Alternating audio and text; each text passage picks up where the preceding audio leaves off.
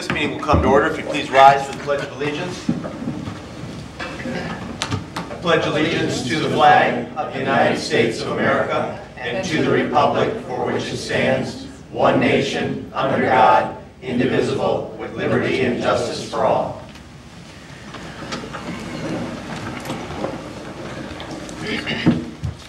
Okay, I would note at the top of the agenda it says Wednesday, August 25th, 2016. Obviously that should read Thursday. And members present this morning are myself, Mayor Morrow, Council members Gearboss, CO, Rhodes, McClellan, Tahar, and Dillon. From city staff, we have City Manager Campbell, Deputy Clerk Bloom. I believe that Assessor Skull is also in the audience if there are some questions or issues that come up. So at this time, the chair would entertain a motion to approve the agenda as submitted unless there are amendments. So moved. Second. As submitted, Mr. CO? Yes, please. Thank you. Seconded by Ms. McClellan. Hearing no discussion, all those in favor of approving the agenda as submitted signify by saying aye. Aye. Opposed say nay. Ayes have it, the motion carries unanimously. There are no absences this morning, so we'll dispense with that motion, which means we come to citizen comments on agenda items. Under the Open Meetings Act, any citizen may come forward at this time and make comment or question on an item that appears on this agenda. Comments will be limited to 3 minutes per person. Anyone who would like to speak is requested but not required to state his or her name and address for the record. Are there any citizen comments? Go ahead. Do you want to go first? Good morning. My name is Kristen Mitchell. I live in Wildwood, and my address is 2887 Hawthorne Way. After the City Council meeting on Monday, it seems that we have quite a decision in front of us, and I appreciate the difficulties that we face. I did some research, and I found that it is not unprecedented for cities to negotiate and work with fees to have in exchange for having land developed. And that gave me quite a bit of comfort if the decision that you make is to go forward. The way I see it, we could have some money from the sale of this land, and we have an important change for our city. Or we could let this deal fall, and we will still have debt on the land, and we will not have the development that we're talking about today. So I look forward with an open mind to the information that's going to come out today, but I do hope that we can reach a decision to have the expanded hardware in the hotel come to us. Thank you. Thank you, Kristen. Additional citizen comments? Mary Hess, Canterbury. I was on City Council when the city purchased this land. Everyone was so excited because the Phillips Company was going to build a factory and it was going to be wonderful. Well, we bought the land, and the Phillips company decided they weren't going to build here, whether they went to another country or whatever. But here we are. And I guess my concern is, again, if these agreements are made, what is the assurance that it won't be, well, whatever, for whatever reason, we're not going to do that, we're not going to build it, be it, heaven forbid, bankruptcy, whatever. But since the property has had a change of zoning, there are more opportunities. I think that this is being, I appreciate the council meeting very early, which is historical, but I think there are so many things that are on your shoulders with this big decision, and to say this is our last opportunity is not true. Thank you.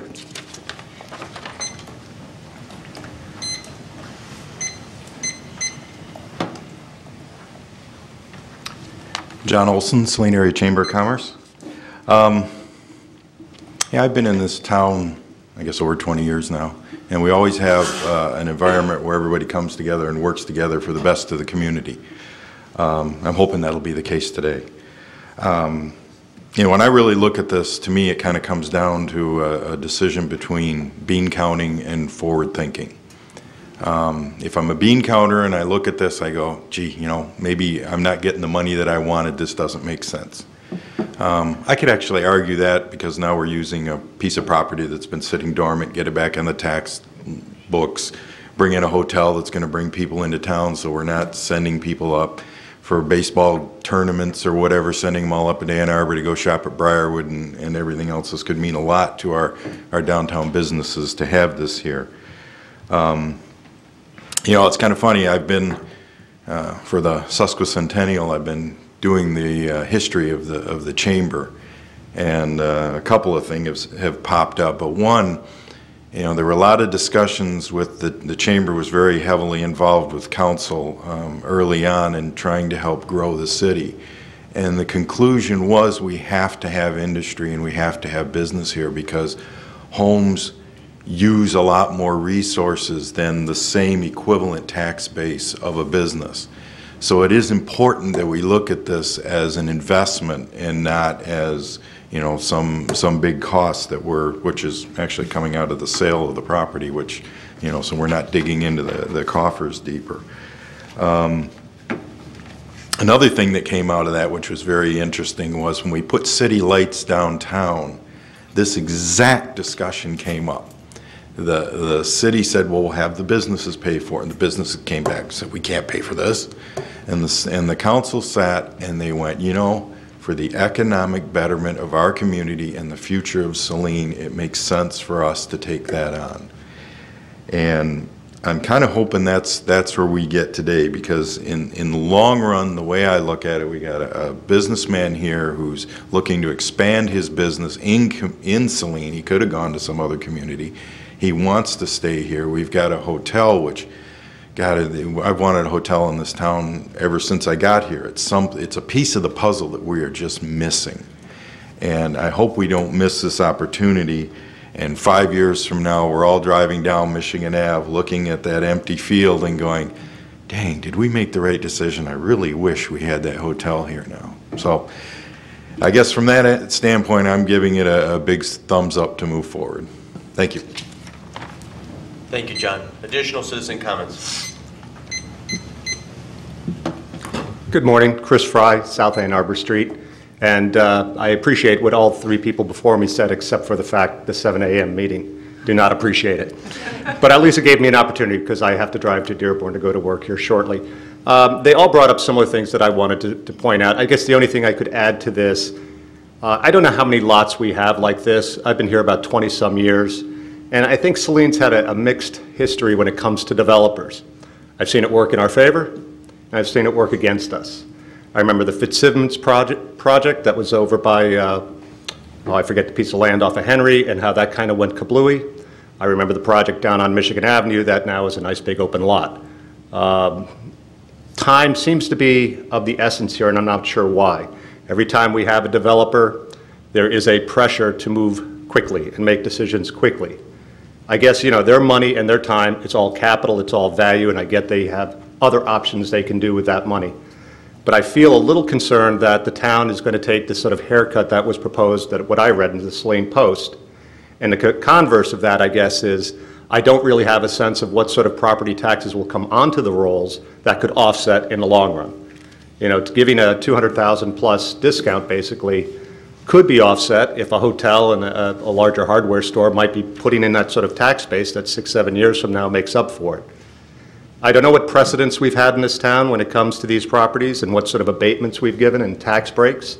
But of course, if this is a unique one, moving utilities like this, it's something that other developers will probably look for in the future as well.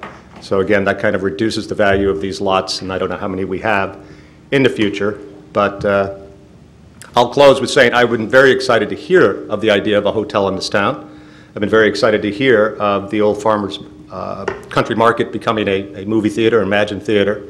I find these heartening that our town could get that part of the east side developed like that. But I guess I just want to be a little cautious and hear a little bit more, and I think that's the next opportunity here. Thank you. Thank you, Chris. Any additional citizen comments? No, then we'll transition to the discussion portion of our agenda. And we only have one item to discuss this morning, and that's the potential sale of Sauk Trail Business Lots 18 and 19. In front of you this morning, you have several supplementals. Mr. Caparisi, correct me if I'm wrong, but these two packets you emailed to the group yesterday, and then you're providing hard copies this morning. Is that correct, sir? Correct. Very good. This Excel spreadsheet, this came from... That's from Tony as well. That's from Tony as well, excuse me. And then this sheet that's entitled Michigan Ave, Lot 18, Proposed Development. Tell me where this originated. This is from Mr. Junker. This is from Mr. Junker. Okay, very good. And I have one just to pass out. This is in reference to Mr. CEO's question about taxes that he generated. Okay, and then there's an email that's from our assessing office pertaining to some questions that Mr. CEO raised on Monday evening. I think that's enough. Okay. Very good. Mr. Campbell, do you want to begin this morning, and then we can transition to our guests and maybe get some comments from Ms. Skull and Mr. Caparisi as well? Sure, thank you, Mr. Mayor. And I'll make this brief because I know we've got a lot of tight timelines here for folks. But in any case, the email that I just passed out is from City Assessor Catherine Skull, who's here in case you want to get into the technical questions and whatnot. But and this was, we had done this, gone through this a little bit earlier this year when they were considering 147 West Michigan. So based on, using similar information from what they had given us as far as the layout and the number of rooms. This is based on 64, 65 rooms. So this is, again, this is a rough estimate. But what we came up with, or what Catherine came up with, was, and this would be on the 63 mills, so county, the county-wide, not just the city, but 227,771 in real, and then about just under 23,000 in personal. So that hopefully that answers the question of Mr. Seal. But if not, if you wanted more discussion, certainly Catherine is here to dive into it. Thank you. But other than that, I mean, we're here to continue the discussion from Monday night and see if there's a consensus to whichever direction council chooses to go. Very good. Excellent. Okay. Any questions for Mr. Campbell off the bat? Mr. Gearbaugh? Just clarification, how many mills again for just the city portion of that .63? 16.28. 16.28. Pretty sure it's 16.28. So a fourth of that, approximately. Yeah. Yes. Thank you. Additional questions? Well, gentlemen, let's turn it over to you four. I think you all know us, but why don't we just work our way around this front table and have each one of you introduce yourselves. Mark, do you want to begin? Mark Kirkendall, Saline resident. Jim Junga, Ace Hardware owner. Jim Heisler, Peters Building. Greg Kloiper, Top Gun Advisors, been working with Jim Junga. Very good. Excellent. Okay. Well, gentlemen, at this time, I'm going to turn it over to you. Jim, Mr. Junga, if you want to begin. I guess I'll leave it at that. Well, one of the things that we put together here this morning to help digest where we're at is the sheet that I have in front of you, and I'd like to walk through it here just briefly. Please. If you look at the frontage along Michigan Avenue that we're talking about, and actually there's a fourth lot involved, and I really don't know how to incorporate it, but I think for the math that we're going to do here, at least it's something worth considering. You've got about 1,055 linear feet along the road, of which we're looking at 470 feet right now, which is about a 44% of that linear footage. When you look at the thought process in terms of what we deployed when we were looking at this, looking at some historical sales numbers that the city had entertained on other land acquisitions and sales, looking at what we thought the market could bear, looking at what the capital projects would bear in terms of, that initially came up with the offer of $400,000. When we left here, I think last time in our working session, I don't think any of us had a clue as to what the utility relocation cost would be. Actually, I think we all thought it would be under $100,000. And if it was, we probably wouldn't be sitting here today. The fact that it came in at $225,000 is probably a shock to the whole system. And it makes it a much more difficult economic decision. What I would offer is, I threw another $30,000 of my money into the equation to offset some of that. Some of the things that I would ask you guys to look at in consideration as well is that during our discussions, we entertained, because of the traffic up and down 12, kind of a center line curb cut to those three properties in the front. And of course, we would bear the burden of that curb cut and the entrance in that would service all three lots, actually all four lots. And that's roughly a $70,000 expense, which we'll bear by ourselves, which we think has value. And it was at your request that we consider that. Certainly, we would have to do that anyway, so some of that is on to us, but some of it is also for the benefit of the other lots. There's also, on the drawing anyways, there's a soft trail court that the city has on its plat anyways. It goes all the way down through the center of that, the inside of the industrial park. And of course, it only goes to the back of Jim's development currently, and we would need to extend that roughly 100 feet. A rough number would be that's probably about $35,000 across. I think the last time that road was done, there was some accommodations done between Jim and Peter's building in the city to get that done. We're bearing the cost of that in this particular project. That certainly has some value. That's a cost the city wouldn't have to do and would be normally entertained to do in a project like this.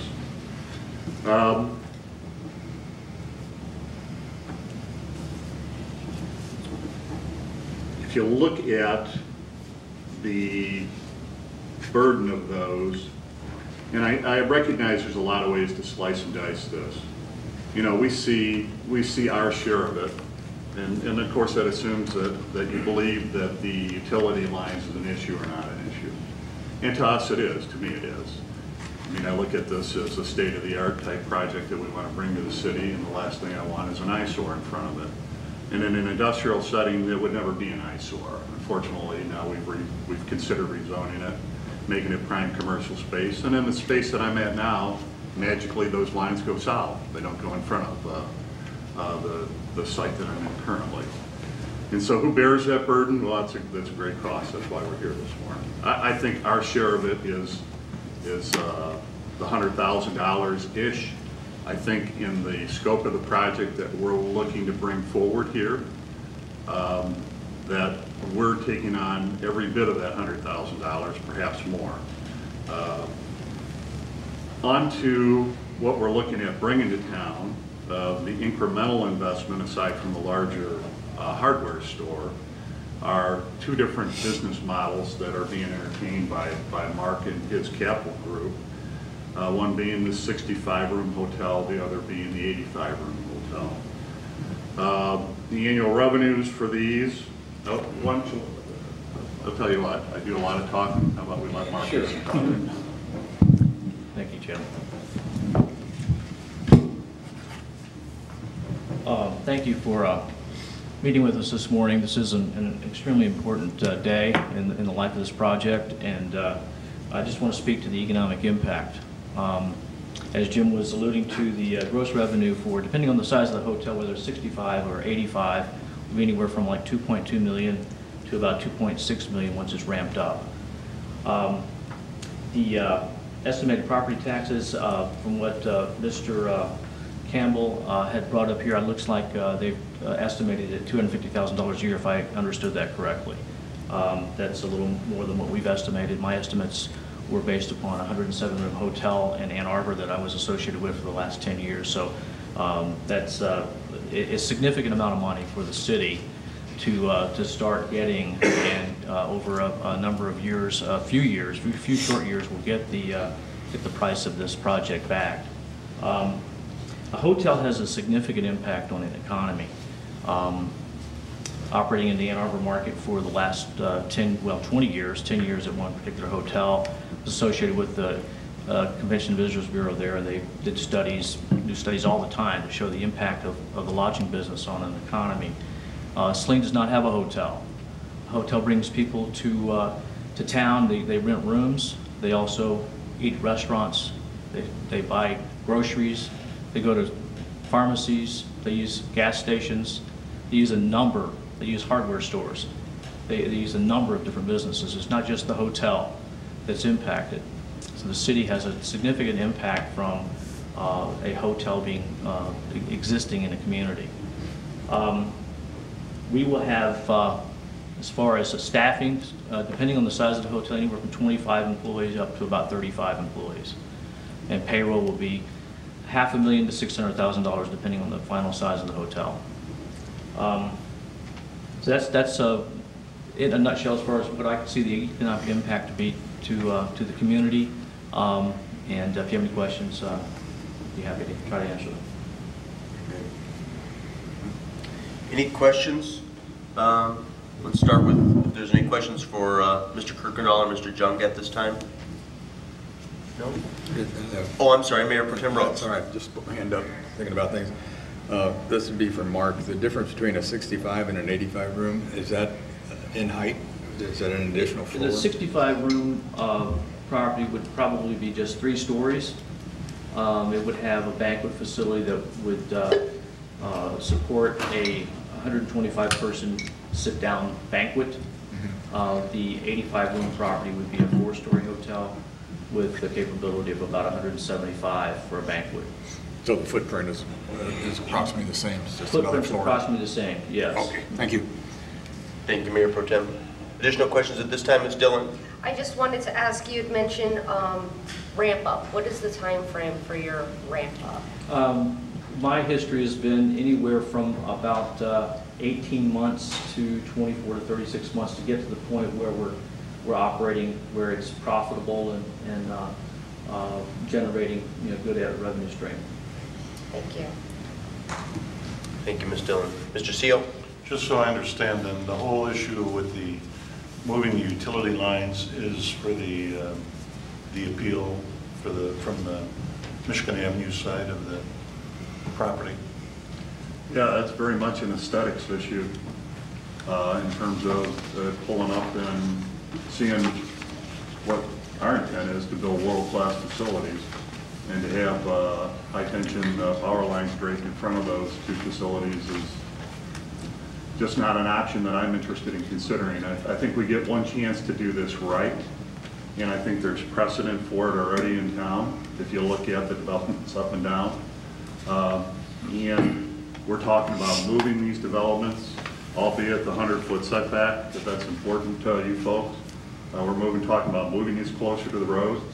I would point out, look at what they did up at Myers, up at the strip up there, where they had taken all that space out and put a whole bunch of new businesses right on the road, and how all that economic activity has just exploded up there, if you drive up there, because I live halfway between here and there. When you look at that, it is highly, highly critically important to make sure that your presentation is as strong as it can be. So I think we have one chance to do it right, and I don't do things second rate here. Okay, so the failure for the city to bite on moving those power lines on our own dime would be a deal breaker for you then? It would be, for me. Anything further, Mr. Seal? No, sir. Thank you, sir. Additional questions at this time? Mr. Har? Yes, well, since we've brought up the issue of the lines, it's not just the medium, I think they're medium voltage lines that are at the front of the property. The poles also carry 123 net line, which fiber optic perhaps, and also a Comcast line. And I have not heard anybody talk about what the cost is of moving those, if the DTE estimate of cost for moving the power lines includes that. I can't imagine that DTE is just going to willy-nilly move other people's lines at their under their estimates. So that's one question that I also have about this. Do we have any information at all or any feeling about Comcast and 123 now? The short answer is we do not, but a lot of times too, they're reliant on the poles that DTE has, and so, but typically my understanding is that the cost is much more minimal compared to, but again, we do not have costs. I would think that might be important information to have. Anything else, Mr. Hart? That's it for now. Thank you. Additional questions at this time? Mr. Heisler, would you like to make any comment? We would welcome that. I would just concur with Mr. Campbell's assessment of usually any other utilities utilizing DTE's poles, it's ancillary, so wherever DTE's poles are, they're an accessory to that, they have to move them. So if you move a DTE pole, the others will be moved. You know, Comcast will have to move them because there's no pole there for Edison anymore. Right, and at whose cost? My experience has been, it just gets moved, Comcast has to move them at their cost because there's no pole there anymore. They're a guest on their line. And I would concur with that understanding as well. It's what's happened in the past. I can't say what would happen here, but we haven't in other ones. Because we moved them, the same thing happened for Bill Crispin when we redid the old Ford tractor dealership. We had to move some lines and they had Comcast on them. When we moved Edison, Comcast had to move their lines. You want to make a comment? Make sure you have the microphone. What will happen is that DT will also then insert a duct, and in that duct will be all for everything else that would go for the fiber optics and for Comcast.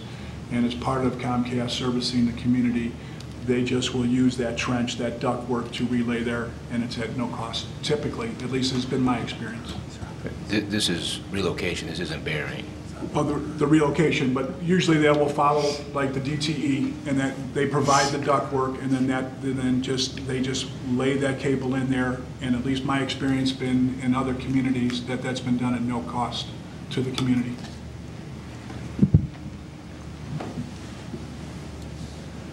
So,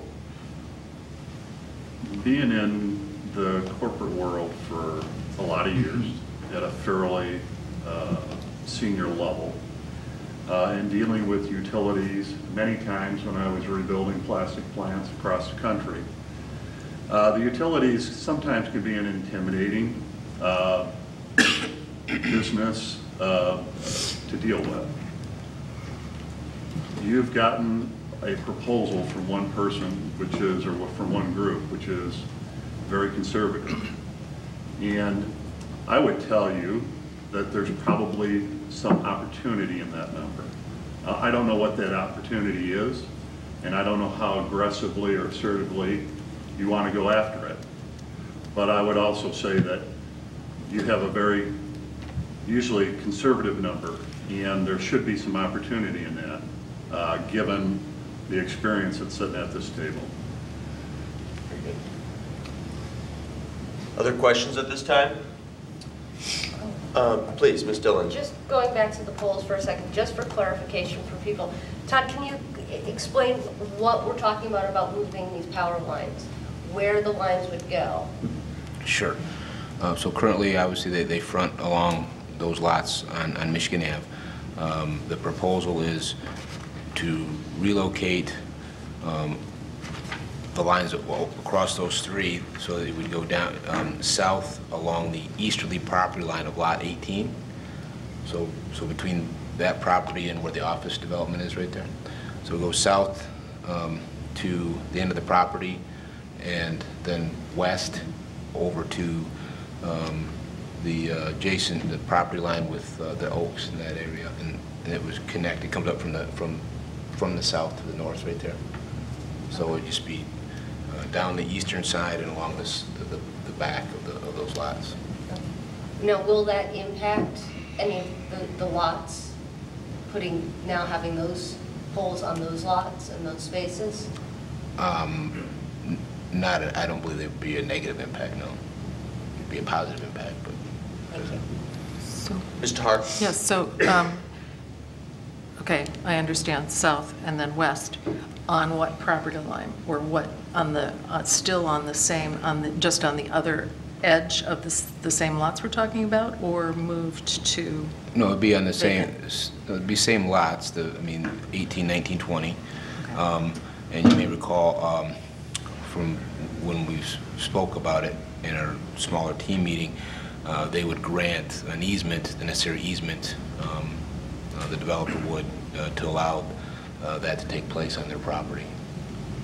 And then when it gets to the end of this lot, it just continues along the property line, essentially? Correct. It would be, at that point, it would continue on city property until such time, obviously, as we sell it. Right. Okay, thank you. Ms. McClellan? How does the move impact the neighboring lots that I'm thinking about? You have one of those lots, and Yeah, then my office is right next to it. Okay, so how does that, does that negatively affect the other lots that are around it? I'm thinking about like the dentist office and stuff that are in the front there. In ours, it probably would not. Would it be better for us if it was in front like it is now? Yeah. Coming down on the side, we got a few office windows on the side, literally mine and my office is on ours is the only one there. And above, there's 2 or 3 windows along the side. And then ours, there's the service drive that acts as the exit, where the sewer, and on the other side of that's the sewer easement and everything else. So it probably does not have a lot of impact on ours to be. Okay. Curious. And further down the line, ours now, the trees are large enough and everything pretty much in our complex is oriented towards looking out the rear. So it is not a big, it's a little bit different when you're looking at an office complex compared to a retail. The presentation from the road is very important. Yeah, it's everything. Just like we were involved, whichever you want to say, with Walmart. We had that property and there was a group of us that owned it. Sold it to Walmart, the back part of it to Walmart. The value was in the last few retail spots out in front, is because you have the businesses that draw them in and they want that presentation from the road. Same thing here. The more people you're drawing in, a business like this, a hotel, and your hardware that have heavily traveled, highly populated, and people, your other ancillary businesses that want that exposure along Michigan Avenue will pay more for those pieces of property. Why does CVS pay $1 million for a Terra gas station down on a little postage stamp in the corner? It's because they want that presentation from a highly traveled road. By us putting an entrance in, and if you so choose to move power lines, it presents those lots now more as a retail opportunity, not as an industrial opportunity. So I can never say what someone might pay for the others, but from a pure development standpoint, it makes those more valuable. So I think that should be something that should be considered in this. Any other questions at this time? Mr. Caparisi, do you want to make any comment this morning before we proceed to deliberate and determine consensus? The materials that I've provided to council, I'm certainly available to answer any questions or to explain any of that information. But I think I said it all on Monday evening that the initial offer for this property is probably in the ballpark of certainly the comparisons of the properties that have sold and as well as the properties that are for sale in this general vicinity. The real question mark is the additional cost for the relocation of the lines. That's really the crux of the matter here today.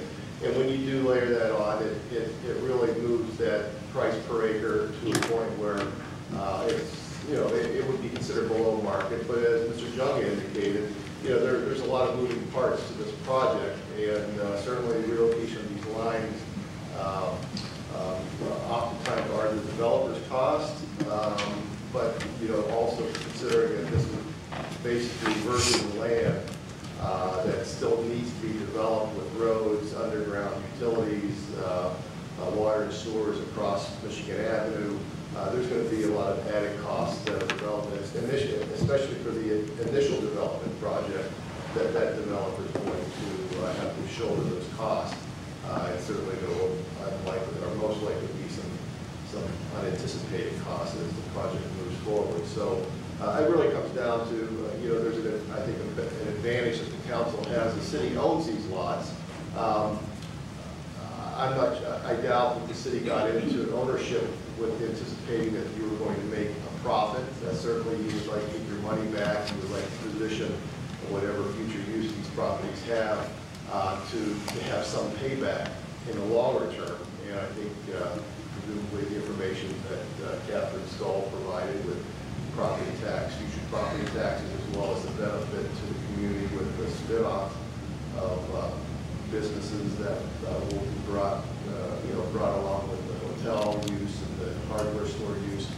I think potentially, it has a good long-term outlook in terms of the benefit of the community. So, in my view, I think the council needs to weigh that, is the objective short-term profit, or is it the long-range outlook? And it doesn't appear the city's going to lose money on this project. And again, this property has been sitting here for 20 plus years, and I think it's an opportunity worth considering today. Even with approval today, it's still going to be a long haul to get. There's going to be a due diligence process, an inspection timeline that the buyers will have. There's going to be a lot of additional hurdles that the buyers are going to have in order to see this project come to fruition. So this is just the very initial, very important first step. So, are there any questions about the materials that I see? Any questions for Mr. Caparisi? Mr. Gearbaugh? Yeah, when I'm looking at some of your comparable sales, and you indicated on the corner of State Street and Moon Road, which sold for $1.4 million, or nearly $300,000 an acre. I believe that property has the same issue with power lines. I do know it's on that corner from Walmart, which has more traffic at that aspect, but do you agree with Mr. Heisler that if we were to move the power lines, that property would be more valuable? And the fact I think it's entirely based on the intended use. That corner property in front of the Christian Academy, I'm intimately familiar with, and in particular the planned use for the new owner. And that's a different location. That's a perfect example of being in proximity to a super Walmart and being at an intersection that has almost 30,000 cars a day. So it's kind of apples and oranges, but I did include in the comps the vacant outlot next to the strip center and directly in front of the Walmart also sold in a portfolio deal for over $300,000 an acre. And again, apples to oranges, as you come down further west on Michigan Avenue towards Saline, you'll see those prices will start to vary. As I indicated on Monday night, there's really no definite pattern, but I believe that the range that we have these properties listed at, it represents as close to current market value today, and we're seeing, based on the 4 different offers or prospective offers that we've had, these numbers are right kind of at the sweet spot of that $60,000 to $70,000 to $80,000 acre range. So again, it comes back to, in my mind, to the layered on additional cost of relocating the lines. I don't believe the relocation of the power lines on the corner of Moon and Michigan Road is going to be an issue for those developers there based on their anticipated, based on their plans for future use. And then some of the other sales I know are more residential property sales and not necessarily commercial, which makes I think I weeded out most of the residential properties, and most of those are either industrial or commercial properties. or the state of the property was the state of the property was either needed more cleanup or something of that nature. Correct, exactly, or totally wrong there. The other piece of it is, when we set the prices, after we rezoned this property became extremely hot. Because it wasn't before as industrial property, because it couldn't be developed as the retail purpose of which most developers wanted it for.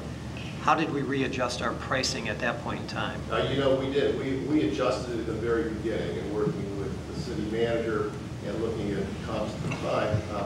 Frankly, my anticipation from 3 years ago, listing these properties, was in anticipation that eventually council would so-called see the light and do the action that you did this past summer, and that was to rezone. If you recall, we discussed the potential for entertaining commercial type developments when this property was first listed with Swisher Commercial going on 3 years now. So the price points today of that 105 to 125,000 an acre really are in that range of what the properties today theoretically should be priced at. Again, those are based on market information. I did some cross-checking with my contacts at Gerald Alcott Company this past week, and certainly something in that $60,000 to $70,000 range would be considered more friendly to the buyer side. But again, for an initial project like this, the first developer coming in, facing a lot of the infrastructure issues and a lot of unknowns, that's probably a realistic number. And again, based on the 4 different offers that we've had, 3 out of those 4 are in that $60,000 to $100,000 range. And one other question: had we reconfigured the property into smaller lots and not necessarily included as big as it is, would we benefit more from that prospect? No, I don't think so. You can never anticipate what someone's future use is going to be. It's kind of like when I lease office space and the landlord says, well, should I paint and put new carpet in? Well, as soon as you do that, as soon as I say, yeah, please go ahead and do that, the next user comes on board and they want a different color paint, or they want linoleum tile or wood floor. So, to try to get ahead of ourselves and start to subdivide those parcels before we know what an actual user might want, I think would not be the best use of our time and resources. Okay, thank you. And I don't think that smaller parcel would add value to an asking price, I think was your question. Any additional questions for Mr. Caparisi? No? Tony, thank you very much. Gentlemen, would you like to add anything else before we begin our deliberation? I think the only other thing, and maybe this is tertiary, but I would also ask you to remember that for a new hardware store, I need about 1.5 acres. For the hotel, similar to the hotel Mark built and operated up in Ann Arbor, he needed about 2 acres. And in order to accommodate the green space, the easement, and the rest of, it takes us 6.5 acres to get there. And you can spin that math a lot of different ways, but we're buying a lot more property than we typically would need in order to accommodate this investment. So, Mark, anything you'd like to add? No? No? We good? Okay, excellent. Any other questions from the dais? Mr. Rhodes? This one I guess I'm going to address to Mark primarily. Jim Heisler spoke about the anticipated minimal disruption to his complex by having the power lines relocated to that adjoining property line. But it strikes me that it's going to run parallel to your development now at about the 3rd floor level, I'm thinking. Yeah, possibly. Well, there could be some landscaping, some trees that will eventually grow up on that side of the hotel. So I don't see that being a big issue. I think it's much better than having it out front where the curb appeal is affected. Curb appeal is very important, as Jim pointed out earlier, for high-profile businesses, especially a hotel. And I don't think that's going to be a major factor to have it running down the east side there. Okay, I just want to make sure that you had considered that. And that was not. Yeah. It's more important to get it away from the front, from the initial view that a guest would have driving down Michigan Avenue, approaching the hotel. Okay, thank you. Thank you, Mayor Pro Tem. Any additional questions? Any questions for staff? Ms. Dillon and then Mr. Seal. Was burying the wires at all considered? That was actually their initial proposal, and if I remember, it was extremely expensive, like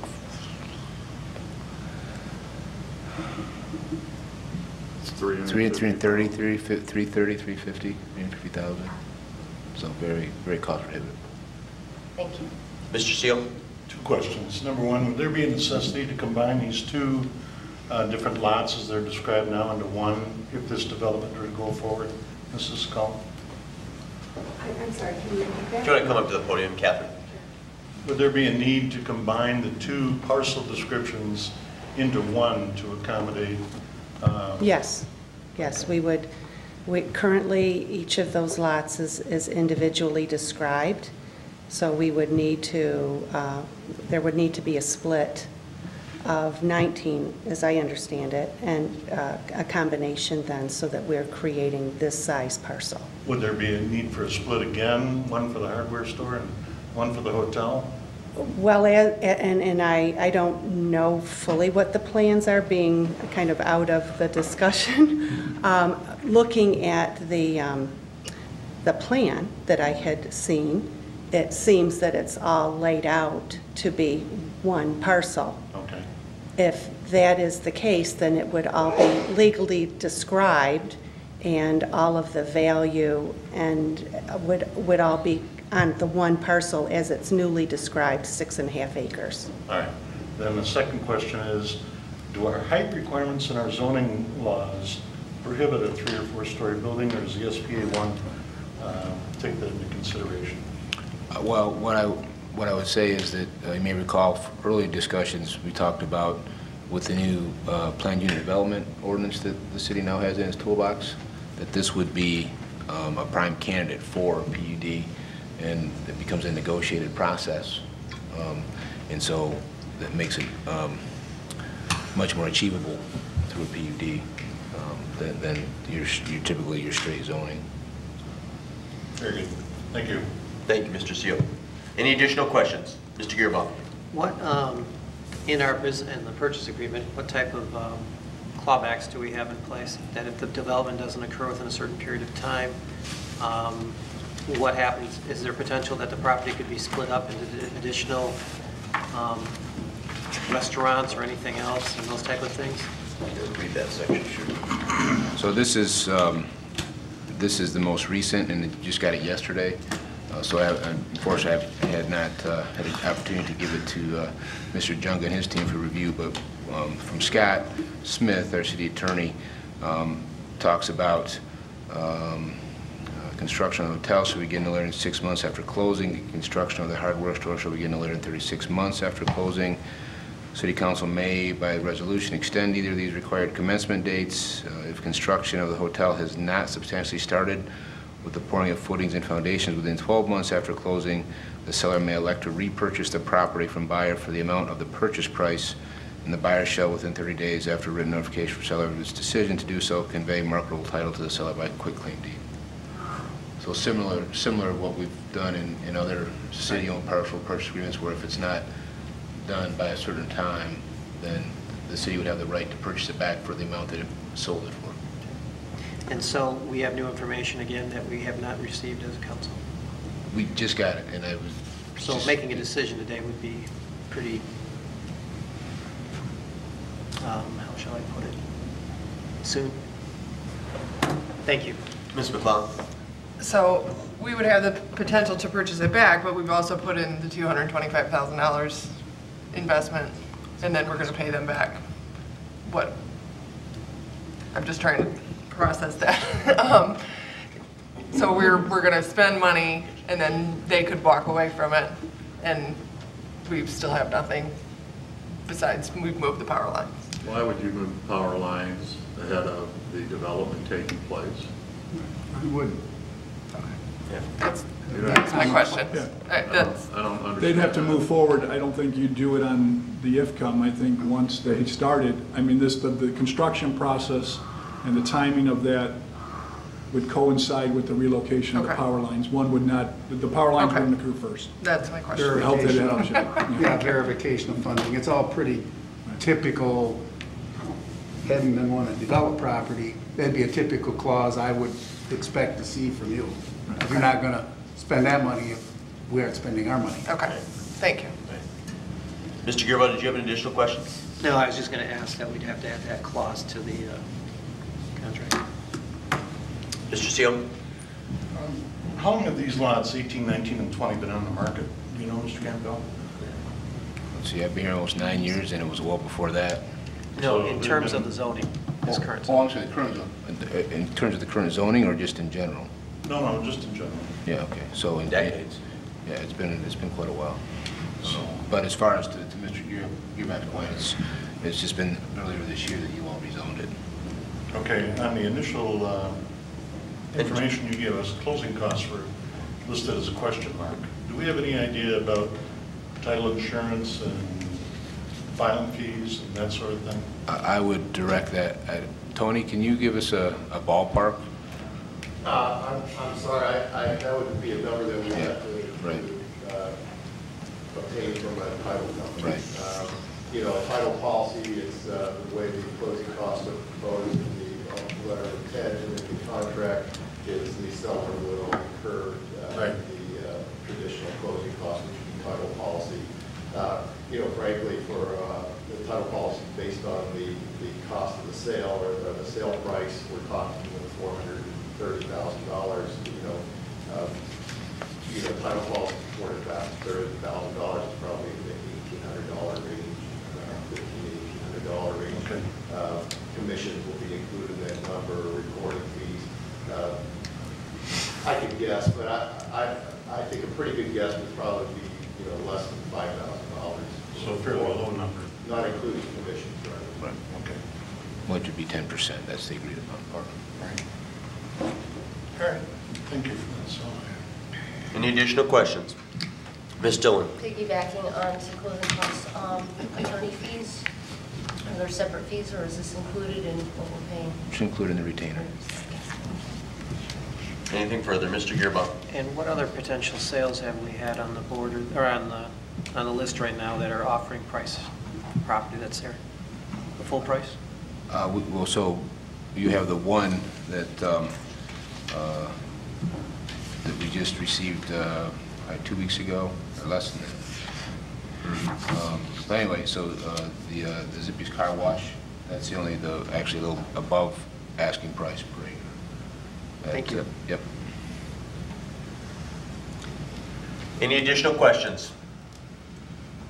No? Any further comments from our guests?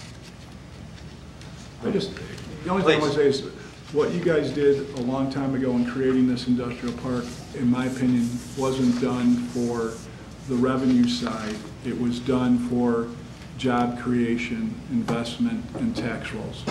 And, it's a shame that it has taken this long for this to develop, but I think what was done by your predecessors is now coming to fruition. What these guys plan on doing is exactly what I think that park was developed for. You'll add jobs, which the Chamber of Commerce then said the overall impact to Saline will be, significantly increased. So I think what they're bringing to the table is exactly what you were looking for. The additional investment that you have, that's just, I look at it that way. It's not a cost, but it's an investment for long term for the city of Saline, so for the viability of this project. Thank you, sir. Mr. Gearbo? I just like to clarify, though, because we had to carve this property out of that Sauk Trail industrial park, the incremental capture of the taxes that would have paid the debt can no longer be done. So those taxes are going to the other taxing units, putting a burden back onto the Saline taxpayers. So that's the reason why I'm looking at making sure we not only get a good development there, but also that we cover those debts so that we aren't putting it on the burden of our residential taxpayers. Because all the benefits that have been happening with the businesses and commercial and everything as a result of what the state has done has continued to put the burden on the individual, not on the businesses. Well, I think also, Todd's comments with the, you went through the mill impact. I still think that there's significant gain over the life of the project for the city of Saline. Any additional questions? Mr. Hart?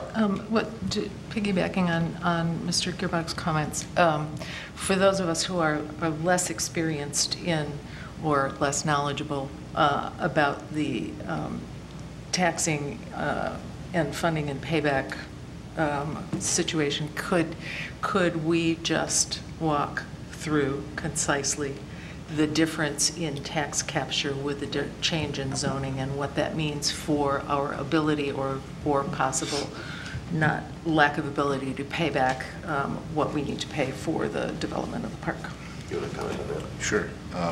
So Mr. Gearbach's alluding to the LDFA Local Development Finance Authority, and those are used for industrial smart parks type, where you utilize similar to our TIFA or some we obviously we don't have a DDA, but DDAs where they use tax increment finance capture to as you have a base year, we'll just for example say $1 million, and as that value grows, that taxable value grows in it, so that $1 million that generates that tax, that continues to go to the general fund and the other taxing authorities based on the amount of the taxes that are assessed. As it grows, that value, then that tax increment, the increments, as it grows, that value, that revenue goes to the LDFA to be utilized for various purposes, whatever in the development plan, anywhere from purchasing property to putting in utilities, roads, infrastructure, those types of things, which that's what was done. And so the debt that Mr. Gearbach is talking about is the debt that was incurred to put in all the infrastructure for the park. And so when that debt, I'm thinking it's about 2024 maybe, that is when it will be paid off. But now these properties, since they're not an industrial type use, they're commercial, they cannot be part of the LDFA, that cannot contribute to the LDFA. However, currently they're not contributing, right, because they're on the city, they're owned by the city, so there's not a loss. But certainly to Mr. Gearbach's point, it is absolutely true that you're not going to add to the LDFA from that property because it would be a commercial use. Does that help? Yes. Okay. Yes. Well, yes. So, and I. Try to be concise. It confirms what I. No, it was good. It confirms what I believed I understood about that. And so if we're talking about tax revenue, it means the money that comes to the city as opposed to other taxing units. What's captured is about a fourth of what we would capture if it were an industrial use that's still in the LDFA. Correct. All theoretical, of course. Correct. I'm just, yes. Those monies would go to the various taxing jurisdictions, right. For general fund type use. Right. As opposed to going to the LDFA for a more concentrated, focused use. Right. Okay. So we would share rather than having it all for ourselves. Sharing is good. Yes. Yes. Okay. All right. All right. I just wanted to make sure I understood correctly. Thank you. Thank you, Mr. Hart. One final opportunity for questions. Mr. Seal. Do we have in the sales agreement anything that specifies a minimum level of hotel to be built on this site? You want to comment on that? Sure. So also there's a provision that states the property is being sold, and again this is a new revised section. Property is being sold for the purchase price, the seller agreeing to pay with other costs to provide for the development of a hotel and a retail hardware store. Therefore, without approval by resolution of the City Council, the property shall be used only for a hotel carrying the Best Western. And it just says Best Western. I would add the, I believe it's Plus. Is that the? So we'd want to add Best Western Plus brand, and being the character and quality that buyer represented in the presentation buyer made to the City Council. And for an Ace retail hardware store, the design of the hotel shall, in addition to any other approvals required under this agreement or under applicable laws, rules, and regulations, including city ordinances, be subject to City Council approval to ensure the hotel is of the character and quality represented during buyer's presentation to the City Council on July 11, 2016. I guess that I'd be pleased to see the addition of that word plus Yes. in the description. Yes. And then there's also an addendum on the, an exhibit which says description of buyer's project. Other questions? Ms. Dillon? Piggybacking to the hotel, when will the decision be made as to the size of the hotel? Well, when the land is acquired, we will continue to do our due diligence, and we should have that, I would say, within the next 30 to 60 days. And your time frame for building would be immediate?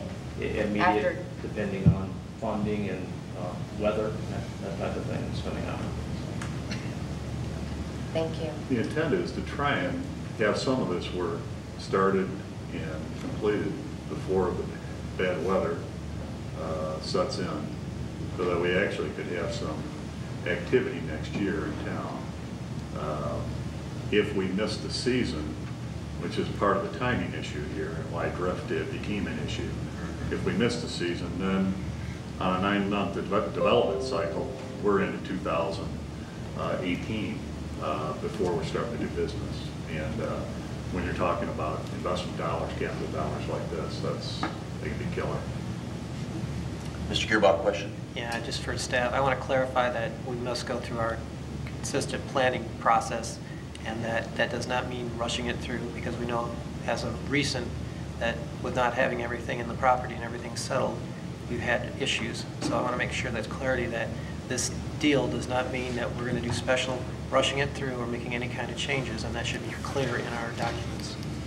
Right, we would treat it, we do have a history of doing our best to work as quickly and efficiently, but at the same time to do our best to make sure that all the I's are dotted and the T's are crossed, as they say. So certainly, we're going to treat it just like we treat any other development, and do our best to work with them to get it. I mean, it's going to follow the same procedures as any other process.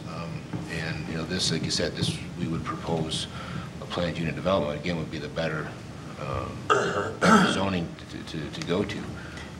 So it's a little bit different process since but there's still a step by step, going through planning commission and city council and those types of things for approval. But as I said, it's a little bit different process just because, and we haven't done this before here because we haven't had this tool. Right. And that's just what I want to clarify is that absolutely that can be an issue. Just quickly. going back to timing. So you're saying you need 18 to 36 months ramp up time. So when you, theoretically, by the time you ramp up, you're going to actually start construction on your project. Is that correct? So I have a little over 3 years on my lease left. My intent would be to begin construction inside that 3-year period so that I could vacate my current premises and go to the new store site by the time my lease expires. The other side of that is I'm an anchor tenant in the facility that I'm in. And the owners, which are Chuck Reinhardt and Bill Kinley and Jim Douglas. If you guys remember when that facility was built, nobody knew it was there for the first 4 or 5 years. It sat empty without an anchor tenant. It's important to give those guys some time to find a replacement for me and not create another vacuum there. And I think this is plenty of time for them to do that. And if by chance they find a good tenant ahead of time and we can work out an early exit, all the better for both of us. But the intent is to build and to be able to transition as my lease expires. But the buildings, what you're saying though, is the buildings will not be built at the same time. No, that's not the intent. So that's going to be an active construction zone for many years. It would be 1 year for the hotel, well, 9 months for the hotel once it started, I believe, roughly. I don't know how long it would take to build a somewhere hardware store. between 6 and 9 months, depending on the time of year. So over a 3.5, 4 year period, you're going to have a year and a half of construction. The part as far as mass grading, everything would be mass graded utilities when we did the first part. Is it would, it's what you'd call in the industry a pad site for the Ace Hardware. You're gonna do all that heavy activity when you're doing for the hotel because you balance the site, get all the drainage headed in the correct direction. You're gonna build the detention pond, everything for the whole site when you do it. Right. So to come in for his, when you say heavy activity, or activity, yes, there's activity, but not of the infrastructure when you go to build the Ace Hardware. It'll be similar to what you see when they build a McDonald's or a Burger King or a Toys R Us or anything like that. It's setting freestanding because you got a pad, you build a box. I'm just concerned right now because we're talking about aesthetics for this hotel and the power lines are such an issue. Now we're talking about having power lines running on the side of a hotel that people are going to be viewing, and then people from the front are going to be viewing construction.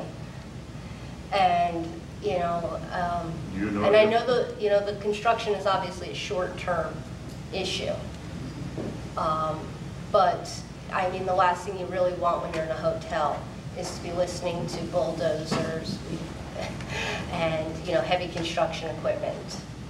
Well, again, that's during.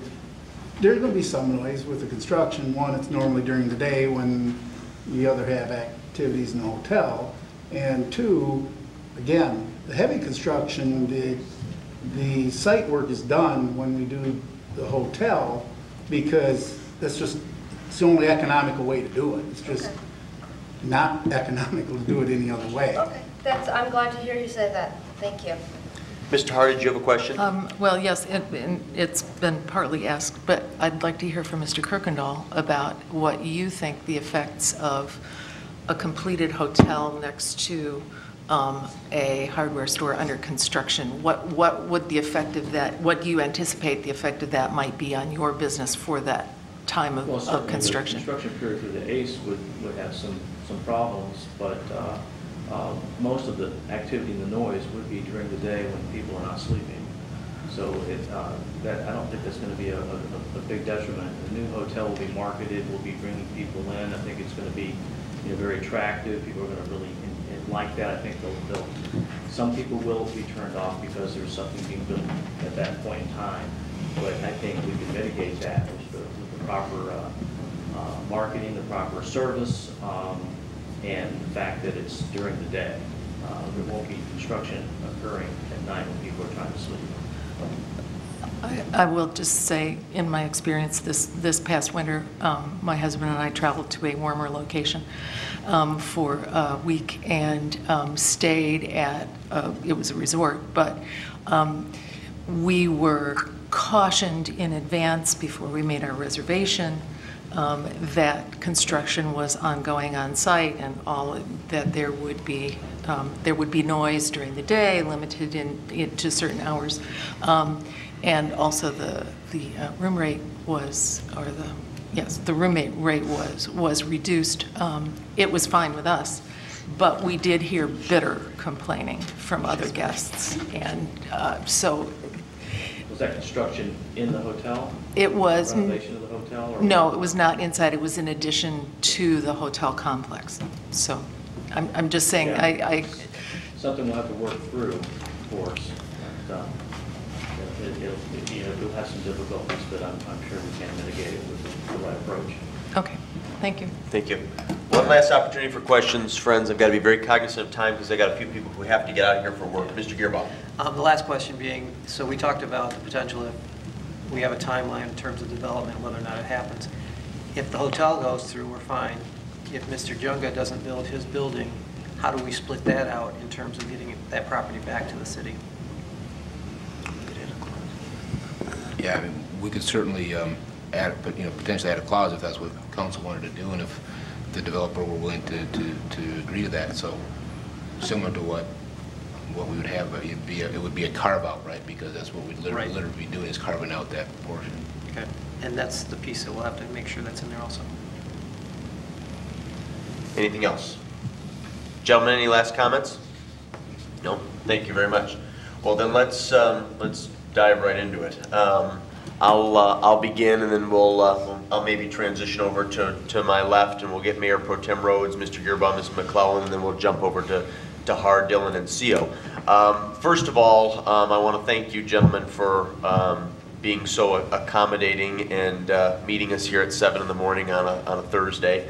And I want to thank my colleagues for working to schedule this meeting on extremely short notice. I mean, we scheduled at the conclusion of our regular council meeting on Monday.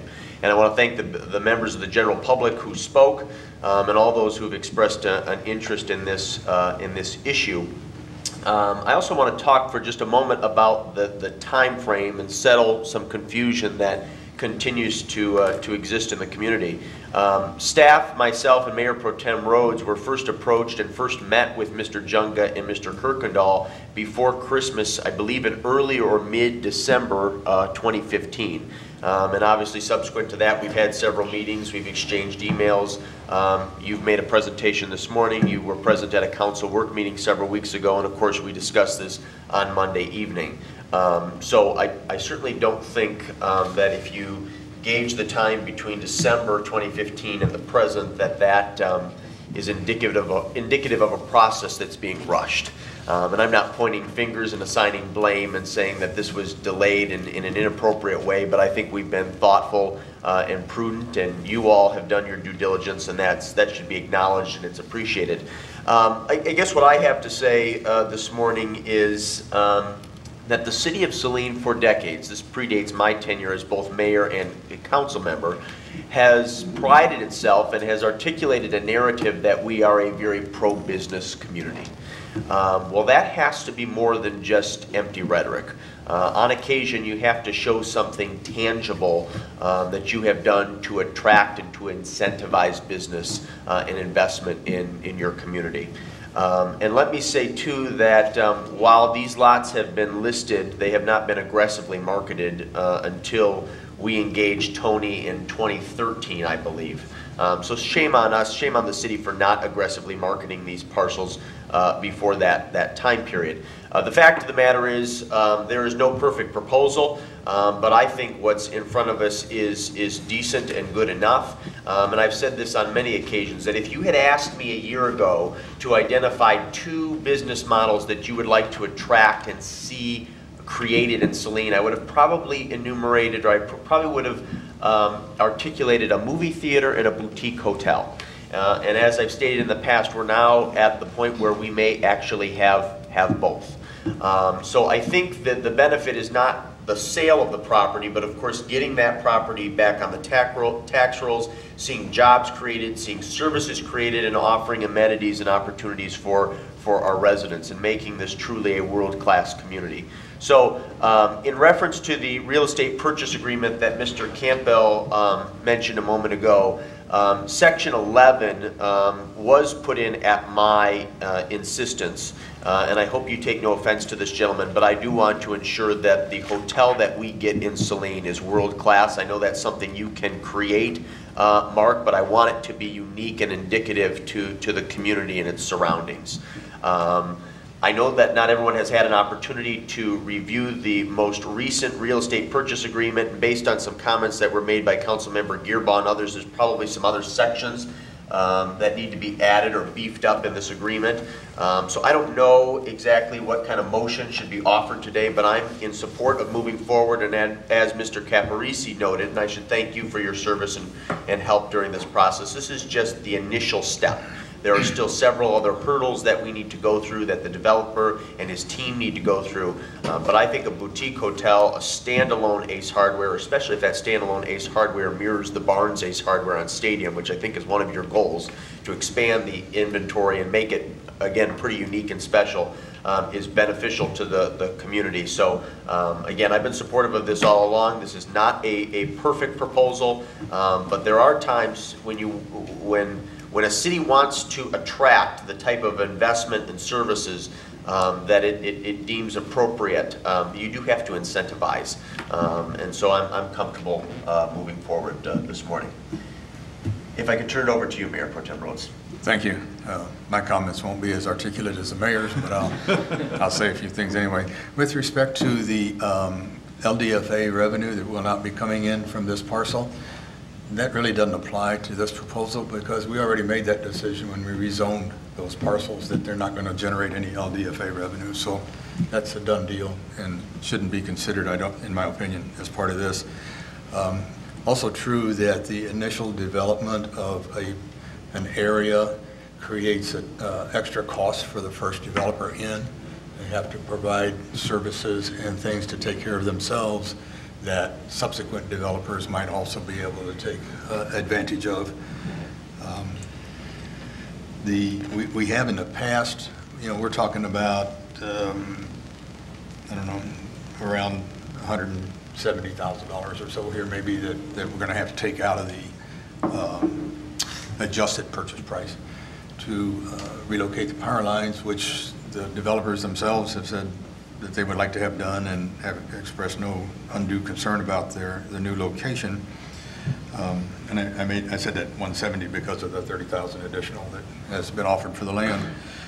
But we have in the past given tax abatements to companies far in excess of this potential $170,000 or $200,000 and have done that willingly in order to attract business to our community. And so in my mind, this is sort of on the same par as a tax abatement that we could have given if it had been an industrial kind of use. I like the fact that we have new tax revenues coming into the city. We have new employment opportunities for residents, and there will be funds, there will be money spent in our community that might not have been spent otherwise if this development didn't go through. So having said that, while it's not as great as I wish it had been, there's lots of things that we wish for that we don't get. And we're just now beginning to come out of the economic downturn. And so these folks are sort of on the leading edge of what may be coming to us in the future. And so I do support the effort to move forward with respect to the fact that we have a purchase agreement that we haven't had an opportunity to look at yet and that will undergo some further revisions. I guess I would like to qualify my support to say that I want to see a finished purchase agreement document before I sign on the bottom line. But I support moving forward. Thank you. Very good. Thank you, Mr. Mayor Pro Tem Rhodes. Mr. Gearbaum. My concern has been from the beginning is to making sure that we've got all the information. This was not given to us as a council until I requested more information to make a better decision. I do not blame staff for this. A lot of the discussions and things were put to us at the last minute, and I believe that I needed to have this kind of information and discussion to make a good decision. We're rushing it through. There's a lot of information here. There's a lot of consideration. We have a lot of debt. We have outstanding obligations for the city. We have to look out for our taxpayers. And until we do that as a good diligence, we're not making a good decision. I've asked for adjustments. We need to look at the purchase agreement and assess that, which I think at this point in time is where we're at. We don't have a final and valid purchase agreement until we can look at that to understand exactly what's going forward to make sure that this happens appropriately. We did make a decision to change this from LDFA, but at that result, we also knew that as a result of the change that we potentially would generate additional revenue to help resolve some of those problems. If this moves forward and we have the taxable base that it's intended to give forward for us, then yes, we'll have revenue, but we won't have the revenue that we anticipated to pay off the debt. I'm just trying to make sure that we're being due diligence, and I've been called a bean counter I don't know how many times, but as a result of it, our city is still successful, and we need to look at things as a result. We can't make a decision at the last minute. So at this point, I'm agreeing that there's a lot of information coming in, and we have, as a city, over the years, made a lot of good decisions. We've also made some poor decisions, and some of those developments never did come to fruition. So I want to make sure that we have everything appropriately handled so that we are covered, and so are the developers. Ms. McClellan? Yeah, I think the prospect of a hotel is, extremely exciting. No doubt it bring positive impact to the city, to the people, to the downtown. I am just really concerned that the taxpayers are going to be somewhat subsidizing this at this point. I do agree that, we have given tax abatements for other companies, and if that's, a perspective way to look at it, but I guess for me, I echo Mr. Yerbach's comments in that it sort of felt like we've been kind of rushed into it, and I would like to see, purchase agreement information. I just feel like we have all the information today, and we had a special meeting, but it just still feels like it's not quite there yet for me. So hopefully we will get there, but that's where I am. Thank you, ma'am. Mr. Hart? Yes, Mr. Junga, I think it was, who said earlier that there are many moving parts in this proposal and in this project, and that is very true. Some people in the discussion, but not the majority of council, have been in on talking about the moving parts for a long time now. There are many things to like about this proposal. For me, in addition to some of the things that have already been mentioned, the fact that we have local people doing a project, people who are already invested in Saline and identify with Saline is a very important factor for me.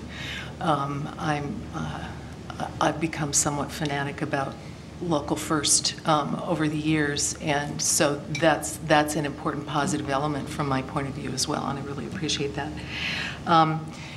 I also appreciate the fact that it's very important for the developer and financial partners to do their due diligence, and I would ask for both the communities and the purchasers and developers to understand that from my point of view, City Council also needs to do due diligence as well.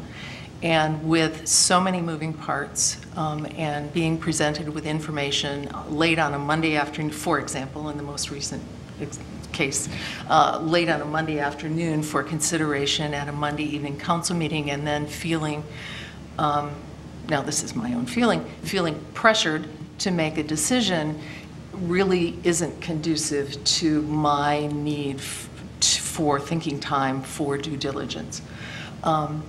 All of that said, I am in favor of moving the process forward, but I'm not in favor of approving anything like a sales agreement without time to see what the final version is. I mean, we're talking about a sales agreement that we haven't yet seen even, though from what Mr. Campbell said about what has been changed about the agreement, I fully support what I believe are the changes. I think those are going in the right direction. So I'm in favor of moving the process forward, but I think we need to mutually understand there is a need for due diligence and understanding and getting a full idea of the scope of the project and the implications for both the city and the city government as well as the city as a whole. Thank you. Thank you, ma'am. Ms. Dillon. I'm going to echo what my fellow council members have said, and I do want to just add that I know a big part of our discussion today was about the power lines and the costs of the power lines. This discussion goes far beyond that. I mean, that is just incidental in the big picture. And as Mr. Har said, there are so many moving parts that we really have to do our diligence, and we have to make sure that this is in the best interest of the city. And so I am also in favor of proceeding with the process, but I am not at a point where I'm ready to make a decision and as to a final agreement. Thank you. Thank you. Mr. Seal. I guess I just want to start by saying, again, just like the mayor did, thank you to all the people who contributed today. Mr. Caparisi, Mrs. Skull, and gentlemen at the front table here. A lot of information has been forthcoming to help me understand the whole situation better since we last met Monday, and I appreciate that. To me, the nut of the whole matter is this. We're being asked to forego some profit on the front end with the sale on a one-time revenue basis for what we hope would be a long-term benefit to the city through development, an attractive development that would not only help the overall business, but then provide an ongoing stream of revenue which we haven't had from that property for many years. So to me, that's the nut of the matter. I think it's worth moving forward. I agree with my colleagues that we need to see a completed purchase agreement, and I would like to see the parties move forward expeditiously to get us to that point. Thank you. Thank you, Mr. Seal. Unless there's something, further remarks that council members would like to share, let me sort of sum this up for our benefit and the benefit of our guests, and I'll get your thoughts. I was sort of taking notes as each of my colleagues was speaking, and it sounds like, for the most part, you've got people who are pretty supportive in concept and theory about what's being proposed, and are eager to move forward. I can vouch for what the city manager said, which is the most recent revised draft of the real estate purchase agreement was provided to him by the city attorney's office late yesterday afternoon. So we did not have an opportunity to review it like we like to review materials before we make a decision or take formal action. It also sounds to me from the conversation, unless I hear objection, and I think this relates to comments that Councilmember Gearbaugh made earlier, that in addition to wanting to see renderings and achieve some guarantee that we would get a unique boutique hotel, there's also a desire to ensure that a Ace Hardware, a freestanding Ace Hardware is built, and if that's not the case, then to potentially have the ability to recoup the property. What I would suggest, and gentlemen, you tell me if you object to this and this creates any problems, but again, noting that there seems to be consensus to move forward and council is in support of the proposal, again in theory and concept, is to have this document, our real estate purchase agreement, the revised, I don't know how many revisions it's been through to date, on the agenda for our next council meeting, our next regular council meeting, which between the deputy clerk and city manager, they've told me that's the 12th. Is that correct? Yes. Yes. Okay. Does that present problems for you?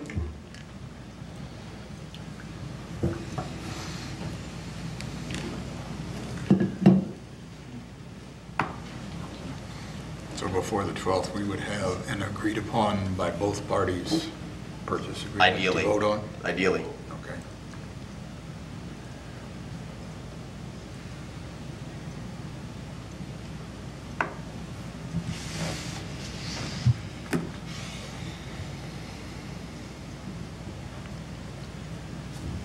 So this is, from my standpoint, an evolutionary process. Sure.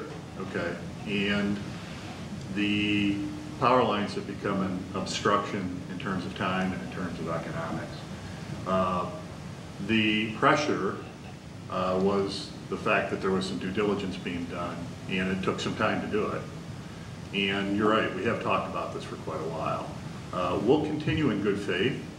We need to keep the process moving. I wouldn't want to cheat anybody out of an economic consideration. Sure. For what the city has to. And there are more things that we're going to have to work through.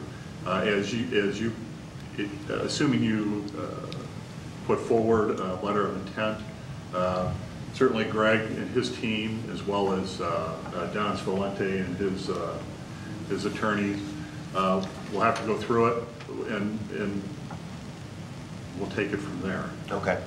This is the assurance that I can make to you this morning. Again, I'm not hearing any objections to include language based on what Mr. Gearbaugh said about ensuring a freestanding Ace Hardware. We will be in touch with our legal team at Dickinson Wright, specifically Scott Smith, who drafted this document, probably later today, and make sure that that revision is made, and get you a copy of this. Get this copy out to City Council. We'll get this out to City Council far in advance of our next meeting on the 12th. It will be added as a new business item for consideration. We'll continue in good faith. I think I'm speaking for the whole group again when I say, at least conceptually, in theory, there's a lot of good here, a lot that we support, and I think, you know, quite frankly, Mr. Junga, Mr. Kirkendall, Mr. Heisler, your entire team, I think the vast majority of what's enumerated in this real estate purchase agreement we could probably all agree to right now. But I understand the perspective of my colleagues wanting to be thoughtful about this and wanting ample time to review it. So we will continue the process. We will get you this documentation so that you're comfortable with it. And hopefully, by the 12th, we'll be prepared to take action and keep moving the ball forward. Does that sound okay? I understand less than ideal, but good with that, Mr. Heisler? Okay. All right. Okay. All right. Any other comments that you'd like to make, gentlemen? No? Okay. Any other comments from the dais? All right. Well, then please note that our next guy. I was asking about when the next council meeting is. The next council meeting is September the 12th at 7:30, and then we have one the following week, September the 18th at 7:30. Again, there are no absences this morning, so the chair would entertain a motion. I'm sorry. Public comment section. Last public comment section. Well, we didn't have one scheduled. Oh, I guess we do have one. Yeah, we do. I'm sorry. My mistake. We have a second public comment period. Thank you for bringing that to my attention, Mayor Pro Tem. Roads, under the Open Meetings Act, any citizen may come forward at this time and make comment or question to City Council. This public comment period will be limited to 3 minutes per person. Anyone who would like to speak is requested but not required to state his or her name and address for the record. Are there any citizen comments? Mary Hess. And as I stated, when I was on council, we purchased this property. We did it with a lot of information, and it ended up a pig in a poke. I think all council, because they represent the taxpayers, should be apprised of all the information, not just part of council. I can't believe we still owe $1.2 million on this property. And to say it appears we will get $430,000, but if it falls through after we've spent $200,000, we would still give $430,000 back as a purchase price. Now, I put that in layman's terms. That means if I bought a $430,000 home and I put $200,000 down, if the sales didn't go through, I lose the $200,000. I think as far as taxpayers, which end up, and I really appreciate Mr. Gearbaugh's review and specifying things on our behalf. As council, I appreciate all your input on our behalf. But this is a big expense. And we can, to rush it through, not only this issue, but combined preliminary and final site plan. We have to rush this. We have to do exemptions. We have to do variances. And oh, we're in a hurry. This is, you, as my father would say, you act in haste, you get to repent at leisure. If we had a do-over on purchasing this property 20 years, whatever years ago, I'm sure we would have thought it through. You get a second chance to do it right. Thank you. Are there any additional citizen comments? Please.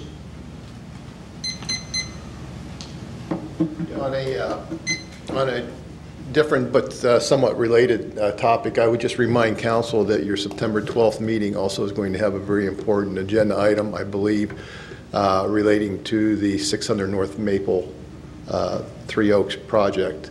All the things that we've been talking about today, the challenges that not only council faces, but in particular the challenges that developers face, the adage, time is money.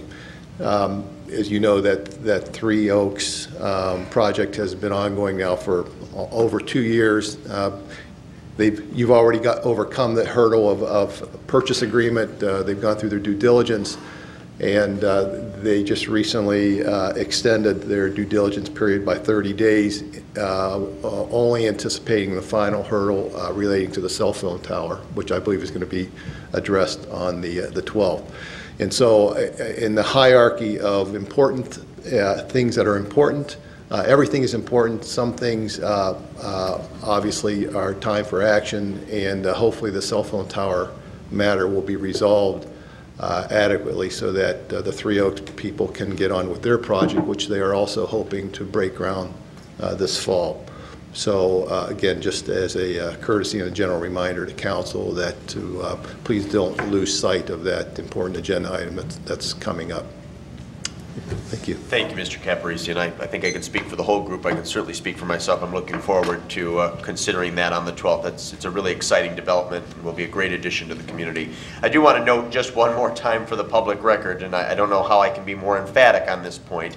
Nothing is being rushed. This is now the third time we've had a pretty in-depth conversation about this. No formal action was taken. Hopeful that action will be taken on the 12th, so any suggestion that we're not being prudent and thoughtful simply just does not jive with reality. So I think I needed to say that. If there is nothing further to be brought before council this morning, the chair would entertain a motion to adjourn at, let's say, 8:37 p.m. A.m. Excuse me. Moved by Dylan. Is there a second? Second. Seconded by Councilmember Gearbaugh. All those in favor of adjourning signify by saying aye. Aye. Opposed say nay. This meeting is adjourned.